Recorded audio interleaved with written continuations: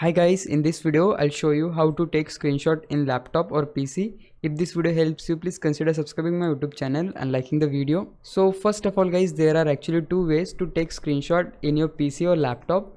The first way is you just need to hold Windows plus print screen key, and then you can see the screenshot is now taken, and this screenshot can be viewed in your PC.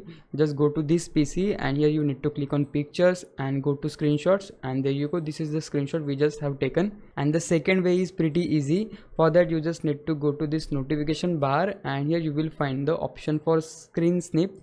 Just click there and you will see this option is now open, and here we can easily choose the specific screen, like I want to capture or take a screenshot of that window. So I can just select it with my mouse, and then you will get to see the notification just came up, and I can just tap on that, and here I can find my photo which we have taken. Just click on the photo, and from here we can save anywhere we want. So like I just want to save it on screenshot itself, so I can just save it here. So yeah guys, this is that simple to take screenshot in your laptop or PC. Now it's your time to repay me. For that you can just subscribe my YouTube channel. I would really appreciate it. For now, thanks for watching. Bye bye.